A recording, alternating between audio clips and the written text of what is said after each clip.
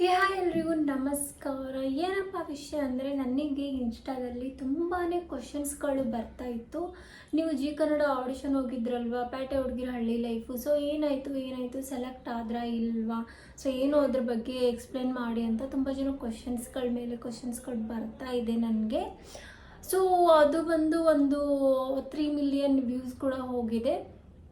So ನಾನು ಆ ಕ್ವಶನ್ಸ್ಗೆಲ್ಲ ಅಲ್ಲಿ ರಿಪ್ಲೈ ಮಾಡೋಕ್ಕಾಗಲ್ಲ ಅಂತ ನೀವು ಯೂಟ್ಯೂಬಲ್ಲಿ ಒಂದು ಲಾಗ್ ಮಾಡಿದ್ರೆ ಆಯಿತು ಅದ್ರ ಬಗ್ಗೆ ಅಂತ ಹೇಳಿ ಆ ಒಂದು ಕ್ವಶನ್ಸ್ಗೆಲ್ಲ ಈ ಒಂದು ಯೂಟ್ಯೂಬ್ ಚಾನಲಲ್ಲಿ ರಿಪ್ಲೈ ಮಾಡ್ತಾ ಇದ್ದೀನಿ. ಸೊ ಯಾರ್ಯಾರು ಈ ಒಂದು ವಿಡಿಯೋನ ನೋಡ್ತಾ ಇದ್ದೀರೋ ಸಬ್ಸ್ಕ್ರೈಬ್ ಮಾಡಿ, ಲೈಕ್ ಮಾಡಿ, ಶೇರ್ ಮಾಡಿ. ಆ್ಯಂಡ್ ಏನಪ್ಪ ಅಂದರೆ ನನಗೆ ಜಿ ಕನ್ನಡದಲ್ಲಿನೇ ಈ ಥರ ಆಡಿಷನ್ ಇರುತ್ತೆ, ಕಂಠೀರವ ಸ್ಟುಡಿಯೋದಲ್ಲಿ ಬೆಳಗ್ಗೆ 9 ಗಂಟೆಗೆ ಬಂದು ರೀಚ್ ಆಗಬೇಕು ಅಂತ ಇತ್ತು. ಸೊ ನಾನು ಕೂಡ ಓಕೆ ಅದಕ್ಕೆಲ್ಲ ಪ್ರಿಪೇರ್ ಆದೆ. ಬಟ್ ಆಡಿಷನ್ನಲ್ಲಿ ಏನೇನು ಇರುತ್ತೆ ಅಂತ ನನಗೆ ಎಕ್ಸ್ಪೀರಿಯೆನ್ಸ್ ಆಗಿರಲಿಲ್ಲ ರಿಯಾಲಿಟಿ ಶೋ ಬಗ್ಗೆ. So normal serial, movies, audition ಎಲ್ಲ ತುಂಬ ಕೊಟ್ಟಿದ್ದೀನಿ, ಅದ್ರ ಬಗ್ಗೆ ಎಲ್ಲ ಗೊತ್ತು. ಬಟ್ ರಿಯಾಲಿಟಿ ಶೋ ಒಂದು ಆಡಿಷನ್ ಬಗ್ಗೆ ನನಗೆ ಗೊತ್ತಿರಲಿಲ್ಲ. ಸರಿ ಹೋದರೆ ಆಯಿತು ಅಂತ ನಾನು ಬೆಳಿಗ್ಗೆ ಅಲ್ಲಿ ಏನಿತ್ತು ಅಂದರೆ ತುಂಬ ಮಾಡರ್ನ್ ಆಗಿ ರೆಡಿಯಾಗಿ ಬರಬೇಕು, ಮಾಡರ್ನ್ ಟೈಪ್ ಬರಬೇಕು ಅಂತ ನಮ್ಗೆ ಮುಂಚೆನೇ ಎಕ್ಸ್ಪ್ಲೇನ್ ಮಾಡಿದರು. ಸೊ ಮಾಡರ್ನ್ ವಿಯರ್ ಮಾಡಿಬಿಟ್ಟೆ ಬಂದು ಶೋಗೆ ಆಡಿಷನ್ ಕೊಡಬೇಕು ಅಂತ ಹೇಳಿದರು. ಹಾಗಂತ ನಾನು ಶಾರ್ಟ್ ಡ್ರೆಸ್ನ ವಿಯರ್ ಮಾಡಿಬಿಟ್ಟು ಹೋಗಿದ್ದೆ. ಸೊ ಕೆಲವೊಂದು ಕಮೆಂಟ್ಸ್ಗಳು ಬರ್ತಾ ಇರುತ್ತೆ, ನೋಡಿ ಶಾರ್ಟ್ ಡ್ರೆಸ್ ಏನಕ್ಕೆ ಹಾಕ್ತೀರಾ, ಫುಲ್ ಬಟ್ಟೆ ಹಾಕಿ ಚೆನ್ನಾಗಿ ಹಾಕಿ ಮೇಡಮ್ ಅಂತೆಲ್ಲ ಕಮೆಂಟ್ಸ್ ಬರುತ್ತೆ. ನೋಡಿ, ನಮಗೆ ಈ ಒಂದು ಆಡಿಷನ್ಗೆ ಹೋಗ್ಬೇಕಾದ್ರೆ ಮುಂಚೆನೇ ನಮಗೆ ಹೇಳಿದರು ಮಾಡರ್ನ್ ವಿಯರ್ ಮಾಡಿನೇ ಬರಬೇಕು ಅಂತ. ಸೊ ಇವಾಗ ನಾವು ಆಡಿಷನ್ ಹೋಗಬೇಕು ಅಂದರೆ ಅವ್ರು ಹೇಳಿರೋ ಪ್ರಕಾರ ಹೋಗ್ಬೇಕಾ ಅಥವಾ ಜನಗಳು ನಿಮ್ಗಳ ಕಮೆಂಟ್ಸ್ನ ಓದಿ ನಾನು ಹೋಗ್ಬೇಕಾ? ನಿಮ್ಗಳು ಹೇಳಿರೋ ಪ್ರಕಾರ ನಾನು ವಿಯರ್ ಮಾಡಿಬಿಟ್ಟು ಹೋದರೆ ಅಲ್ಲಿ ಸೆಲೆಕ್ಟ್ ಮಾಡಿಬಿಡ್ತಾರೆ ಅಲ್ವಾ? ಸೊ ಅವ್ರದ್ದೇ ಆದಂಥ ಒಂದು ರೂಲ್ಸ್ ಇರುತ್ತೆ. ಆ ರೂಲ್ಸಿಗೆ ತಕ್ಕಾಗಿ ನಾವು ಬಟ್ಟೆಗಳನ್ನ ಹಾಕ್ತೀವಿ. ಸುಮ್ಮನೆ ಎಲ್ಲೋ ಒಂದು ಕಡೆ ಕೂತ್ಕೊಂಡು ಕಮೆಂಟ್ ಮಾಡೋದಷ್ಟೇ ಅಲ್ವಾ? ಇವಾಗ ನಮ್ಮದೊಂದು ಸೀರಿಯಲ್ ಮಾಡ್ತಾಯಿದ್ದೀವಿ, ಮೂವಿ ಮಾಡ್ತಾಯಿದ್ದೀವಿ ಅಂದರೆ ಸಿಚುವೇಶನ್ ತಕ್ಕ ಯಾವ ಕ್ಯಾರೆಕ್ಟರ್ಗೆ ಯಾವ ಥರ ಬಟ್ಟೆ ಹಾಕಬೇಕು. ಇವಾಗ ಸಿಟಿ ಹುಡುಗಿ ಕ್ಯಾರೆಕ್ಟರ್ ಇರುತ್ತೆ, ಓಕೆನಾ? ಸಿಟಿ ಹುಡುಗಿ ಕ್ಯಾರೆಕ್ಟರ್ ಇರುತ್ತೆ ಅಂದಮೇಲೆ ಸಿಟಿ ಹುಡುಗಿ ಹೇಗೆ ಬಟ್ಟೆ ಹಾಕ್ತಾಳೆ ಅದೇ ಥರ ನಮಗೆ ಹಾಕಬೇಕಾಗಿರುತ್ತೆ. ಮೇಡಮ್ ನೀವು ಹಳ್ಳಿ ಥರ ಬಟ್ಟೆ ಹಾಕಿ, ಫುಲ್ ಬಟ್ಟೆ ಹಾಕಿ ಅಂತ ನೀವು ಮಾಡಿದಾಗ ಏನಾಗುತ್ತೆ, ಸಿಟಿ ಹುಡುಗಿ ಕ್ಯಾರೆಕ್ಟರ್ ಇರುತ್ತೆ, ನಾನು ಹೋಗಿ ಹಳ್ಳಿ ಬಟ್ಟೆ ಹಾಕೋಕ್ಕಾಗುತ್ತಾ? ಅಲ್ಲಿ ನೀವು ಯಾವುದನ್ನು ಏನೂ ಅರ್ಥ ಮಾಡ್ಕೊಳ್ಳಲ್ಲ, ಸುಮ್ಮನೆ ಎಲ್ಲ ಒಂದು ಕಡೆ ಕೂತ್ಕೊಂಡು ಕಮೆಂಟ್ ಹಾಕೋದಷ್ಟೇ. ಸಿಚುವೇಶನ್ ತಕ್ಕಾಗಿ, ಕ್ಯಾರೆಕ್ಟರ್ಗಳು ತಕ್ಕಾಗಿ ಈ ಒಂದು ಫೀಲ್ಡಲ್ಲಿ ಇರ್ತೀವಿ ಅಂದರೆ ಸೊ ಮಾಡರ್ನ್ ಆಗಿ ಇರಬೇಕು. ಅದೆಲ್ಲ ನಿಮ್ಗೆ ಅರ್ಥ ಆಗಲ್ಲ ಬಿಡಿ. ಇವಾಗ ನಾನು ಹೇಳ್ತಾ ಇರೋದು ಈ ಪೇಟೆ ಹುಡುಗರ ಹಳ್ಳಿ ಲೈಫು ಶೋ ಬಗ್ಗೆ. ಸೊ ನಾವು ಬೆಳಗ್ಗೆ 9 ಗಂಟೆ ರೀಚ್ ಆದ ತಕ್ಷಣ ಅಲ್ಲಿ ತುಂಬ ಜನ ಆಲ್ರೆಡಿ 100 ಹುಡುಗಿರು ಅಬೌವ್ ಬಂದಿದ್ದರು ಆಡಿಷನ್ ಕೊಡೋಕ್ಕೆ ಅಂತಲೇ. ನಾವು ಹೋದ ತಕ್ಷಣ ಟೋಕನ್ಗಳು ಕೊಡ್ತಾಯಿದ್ರು. ಆ ಟೋಕನ್ ಬಂದುಬಿಟ್ಟು ನನ್ನ ಟೋಕನ್ ಬಂದು 158 ಆಗಿತ್ತು. ಸೊ ಆಲ್ರೆಡಿ 100 ಅಬೌವ್ ಟೋಕನ್ಸ್ನ ತೊಗೊಂಡಿದ್ರು.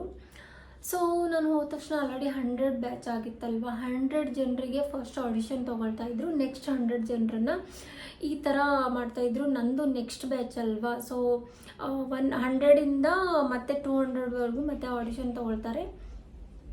ಸೊ 100 ಪೀಪಲ್ನ ಆಡಿಷನ್ ಮಾಡೋವರೆಗೂ ನಾನು ನೆಕ್ಸ್ಟ್ ವೇಟ್ ಮಾಡ್ತಾಯಿದ್ದೆ. ಸೊ ನಾನು ಬೆಳಗ್ಗೆ 9 ಗಂಟೆಗೆ ಹೋಗಿ ಟೋಕನ್ ತೊಗೊಂಡಿರೋಳು, ಮಧ್ಯಾಹ್ನ 3 ಗಂಟೆವರೆಗೂ ನಾನು ವೇಟ್ ಮಾಡ್ತಾನೇ ಇದ್ದೆ. ಸೊ ಫೈನಲಿ ಮಧ್ಯಾಹ್ನ 3 ಗಂಟೆಗೆ ನನ್ನ ಲೈನ್ ಬಂದ ತಕ್ಷಣ ನಮಗೆ ನಾವು ತೊಗೊಂಡೋಗಿರೋದು ಒಂದು ಆಧಾರ್ ಕಾರ್ಡು ಮತ್ತು ಒಂದು ಫೋಟೋ ಜಿರಾಕ್ಸ್ ತೊಗೊಂಡೋಗಿದ್ವಿ. ಒಂದು ಫೋಟೋ ಕಾಪಿ ಮತ್ತು ಆಧಾರ್ ಕಾರ್ಡ್ ಜಿರಾಕ್ಸ್ ತೊಗೊಂಡೋಗಿರಬೇಕು. ನಾನು ತೊಗೊಂಡೋಗಿದ್ವಿ. ತೊಗೊಂಡೋದ ತಕ್ಷಣ ನಮಗೆ ಮಧ್ಯಾಹ್ನ 3 ಗಂಟೆಗೆ ನನಗೆ ಒಂದು ಫಾರ್ಮ್ ಫಿಲ್ ಮಾಡೋಕ್ಕೆ ಅಂತ ಒಂದು ಒಂದು ಫೈಲ್ ಕೊಟ್ಟರು. ಆ ಫೈಲ್ನ ತೊಗೊಂಡ್ಬಿಟ್ಟು ನಾನು ಫಸ್ಟು ನೋಡಿದೆ ಏನಿದೆ ಅಂತ. ಅದರಲ್ಲಿ ಒಂದು 40 ಕ್ವಶನ್ಸ್ ಇತ್ತು. ಆ 40 ಕ್ವಶನ್ಸಲ್ಲಿ ಏನೇನಿತ್ತು ಅಂದರೆ ನಿಮ್ಮ ಹೆಸರೇನು, ನಿಮ್ಮ ಹೆಸರೇನು, ಆ್ಯಂಡ್ ನಿಮ್ಮದು surname, and Dimple, insta I D ಏನು, ಫೇಸ್ಬುಕ್ ಐ ಡಿ ಏನು, ನಿಮ್ಮ ಫೋನ್ ನಂಬರ್ ಏನು, ಅಪ್ಪ ಅಮ್ಮ ಏನು ವರ್ಕ್ ಮಾಡ್ತಾರೆ, ಎಲ್ಲಿರೋದು, ಯಾವ ಪ್ಲೇಸಲ್ಲಿ ನೀವು ಇರೋದು, ಹುಟ್ಟು ಬೆಳೆದಿರೋ ಊರು ಯಾವುದು, ಇವಾಗ ಸ್ಟೇ ಆಗಿರೋ ಊರು ಯಾವುದು, ಆ್ಯಂಡ್ ನಿಮ್ಮ ಅಜ್ಜಿ ತಾತ ಎಲ್ಲ ನಿಮ್ಮ ಒಂದು ರಿಲೇಷನ್ಶಿಪ್ ಹೇಗಿದೆ, ಅವ್ರ ಊರಿಗೆಲ್ಲ ಹೋಗ್ತೀರಾ, ಹಳ್ಳಿಗೆಲ್ಲ ಹೋಗ್ತೀರಾ, ಈ ಥರ ಎಲ್ಲ ಕ್ವಶನ್ಸ್ ಇತ್ತು. ಸೊ ಅದನ್ನೆಲ್ಲನೂ ಫಿಲ್ ಮಾಡಿದ್ವಿ. ಅದಾದಮೇಲೂ ಕೆಲವೊಂದು ಪರ್ಸ್ನಲ್ ಕ್ವಶನ್ಸ್ ಕೂಡ ಇತ್ತು ಅಲ್ಲಿ. ನಿಮಗೆ ಬಾಯ್ ಫ್ರೆಂಡ್ ಇದ್ದಾರಾ, ಬಾಯ್ ಫ್ರೆಂಡ್ ಇದ್ದರೂ ಕೂಡ ನಿಮ್ಮಿಬ್ಬರದ್ದು ರಿಲೇಷನ್ಶಿಪ್ ಹೇಗಿದೆ, ಆ್ಯಂಡ್ ನಿಮಗೆ ರಾಜಕೀಯ ಇಷ್ಟನಾ, ಹಳ್ಳೀಲಿ ಇಷ್ಟ ಆಗದೇ ಇರುವಂಥದ್ದು ನಿಮಗೆ ಯಾವುದು, ಹಳ್ಳಿ ಜನ ಇಷ್ಟನಾ, ಆ್ಯಂಡ್ ನಿಮ್ಮ ಲೈಫಲ್ಲಿ ಮರೆಯೋಕ್ಕಾಗದೇ ಇರುವಂತಹ ಒಂದು ಸಿಚುವೇಶನ್ ಯಾವುದು, ನೀವು ಯಾವುದನ್ನು ತುಂಬ ದ್ವೇಷಿಸ್ತೀರಾ, ಯಾವುದನ್ನು ತುಂಬ ಇಷ್ಟಪಡ್ತೀರಾ, ಪ್ರಾಣಿಗಳಂದರೆ ಇಷ್ಟನಾ, ಈ ಥರ ಎಲ್ಲ ಒಂದು ಕ್ವಶನ್ಸು 40 ಕ್ವಶನ್ಸ್ ಇತ್ತು. ಆ ಒಂದು 40 ಕ್ವಶನ್ಸ್ಗೆಲ್ಲ ನಾನು ನನಗೆ ಹೇಗೆ ಅಂತ ಎಲ್ಲ ಅನಿಸಿಕೆ ಬಗ್ಗೆ ನಾನು ಅಲ್ಲಿ ಫಿಲ್ ಮಾಡಾದ್ಮೇಲೆ ಎಲ್ಲರ ಹತ್ರನೂ ಫಾರ್ಮ್ನ ತಗೊಂಡಾದ್ಮೇಲೆ ಎಲ್ರಿಗೂ ಕೂಡ ಕೈ ಮೇಲೆ ಜಿ ಕನ್ನಡ ಅಂತ ಒಂದು ಸಿಗ್ನೇಚರ್ ಹಾಕಿದ್ರು. ಸೊ ಸಿಗ್ನೇಚರ್ ಹಾಕಾದ್ಮೇಲೆ ನಮಗೆ ಜಿ ಕನ್ನಡ ನಮ್ಮದು ಟೋಕನ್ ನಂಬರ್ ಎಷ್ಟಿದೆ ಅನ್ನೋದನ್ನು ಇಲ್ಲಿ ಈ ಥರ ಫಿಲ್ ಮಾಡಿದ್ರು. ಸ್ಟಮಕ್ ಮೇಲೆ ಈ ಥರ ಅಂಟಿಸ್ಕೊಳ್ಬೇಕು, ಈ ಥರ ಬಟ್ಟೆ ಮೇಲೆ ಅಂಟಿಸ್ಕೊಳ್ಳೋ ಥರ ಒಂದು ಜಿ ಕನ್ನಡ ಟೋಕನ್ ನಂಬರ್ ಇತ್ತು. ಸೊ ಒಬ್ಬರಾದ್ಮೇಲೆ ಒಬ್ಬರಿಗೆ ಆಡಿಷನ್ ತೊಗೊಳ್ತಾಯಿದ್ರು. ನಮ್ಮ ಬ್ಯಾಚ್, ಸೊ ನಂದು 100 to 200 ಒಳಗಡೆ 158 ಇತ್ತಲ್ವ. ಸೊ 157 ಆಡಿಷನ್ ಆದಮೇಲೆ ನೆಕ್ಸ್ಟ್ ನಂದು 158 ಬಂತು. ಎಲ್ರಿಗೂ ಸಿಂಗಲ್ ಆಗಿನೇ ಆಡಿಷನ್ ತೊಗೊಳ್ತಾಯಿದ್ರು. ನಾನು ಒಳಗಡೆ ಹೋದ ತಕ್ಷಣ ಕ್ಯಾಮ್ರಾ ಇತ್ತು, ಕ್ಯಾಮ್ರಾ ಎದುರುಗಡೆ ಹೋಗಿ ನಮ್ಮದು ಬಯೋಡಾಟಾ, ನನ್ನ ಹೆಸರು, ಆಮೇಲೆ ಎಲ್ಲಿಂದ ಬಂದಿರೋದು, ಇದೆಲ್ಲನೂ ಕ್ವಶನ್ಸ್ನ ಅಲ್ಲಿ ಕೇಳ್ತಾರೆ. ತುಂಬ ಬೋಲ್ಡಾಗಿ ಧೈರ್ಯದಿಂದ ಕ್ವಶನ್ಸ್ಗೆಲ್ಲ ಆನ್ಸರ್ ಮಾಡಬೇಕಿತ್ತು.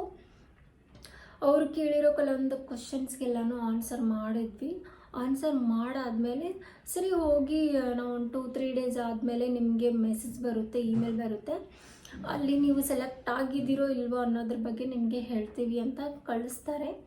ಸೊ ಫೈನಲಿ ಎಷ್ಟು ಜನ ಆಡಿಷನ್ಗೆ ಬಂದಿದ್ದರು ಅಂದರೆ 600 ಗರ್ಲ್ಸ್ ಆಡಿಷನ್ಗೆ ಬಂದಿದ್ದರು. ಅದರಲ್ಲಿ ಎಷ್ಟು ಜನ ಸೆಲೆಕ್ಟ್ ಆಗಿದ್ದಾರೆ ಅಂತ ಗೊತ್ತಿಲ್ಲ. ಬಟ್ ನನಗೆ ಜಿ ಕನ್ನಡ ಕಡೆಯಿಂದ ಯಾವುದೇ ಥರ ಸೆಲೆಕ್ಟ್ ಆಗಿರೋದಾಗಲಿ ಆಗದೇ ಯಾವುದೂ ಬಂದಿಲ್ಲ. ಸೊ ಇದರ ಅರ್ಥ ನಾನು ಸೆಲೆಕ್ಟ್ ಆಗಿಲ್ಲ ಅಂತ. ಏನಕ್ಕಪ್ಪ ಅಂದರೆ ಪೇಟೆ ಹುಡುಗಿರ ಹಳ್ಳಿ ಲೈಫು ಅಂದರೆ ತುಂಬ ಸ್ಟ್ರಾಂಗ್ ಆಗಿರಬೇಕು. ಈ ಒಂದು ಶೋ ಸೆಲೆಕ್ಟ್ ಆದಮೇಲೆ ಗೇಮ್ಸ್ ಏನಿರುತ್ತಲ್ವ ತುಂಬ ಟಫ್ ಆಗಿರುತ್ತೆ, ಅದನ್ನು ನಮ್ಮಿಂದ ಮಾಡೋಕ್ಕಾಗಲ್ಲ.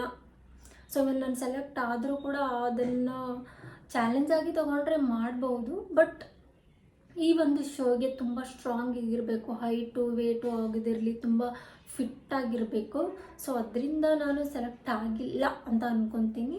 ಸೊ ಯಾರ್ಯಾರೆಲ್ಲ ಸೆಲೆಕ್ಟ್ ಆಗಿದ್ದಾರೋ ಅವ್ರಿಗೆ ಆಲ್ ದಿ ಬೆಸ್ಟ್ ಹೇಳ್ತೀನಿ. ಆ್ಯಂಡ್ ಇದಿಷ್ಟು ಜಿ ಕನ್ನಡ ಆಡಿಷನ್ ಅನುಭವ ಆಯಿತು ನನಗೆ. ಸೊ ಯಾರ್ಯಾರೆಲ್ಲ ನನ್ನೊಂದು ಯೂಟ್ಯೂಬ್ ಚಾನಲ್ ಇವಾಗ ವಿಡಿಯೋ ನೋಡ್ತಾ ಇದ್ದೀರೋ, ಸೊ ತಪ್ಪದೆ ಸಬ್ಸ್ಕ್ರೈಬ್ ಮಾಡಿ. ಸೊ ಇನ್ನೂ ಹೆಚ್ಚಿನ ವೀಡಿಯೋಗಳೆಲ್ಲದನ್ನು ನಾನು ನಿಮ್ಮ ಹತ್ರ ಶೇರ್ ಮಾಡ್ಕೊಳ್ಳೋಕ್ಕೆ ಲೈಕ್ ಕೂಡ ಮಾಡಿ. Thank you so much.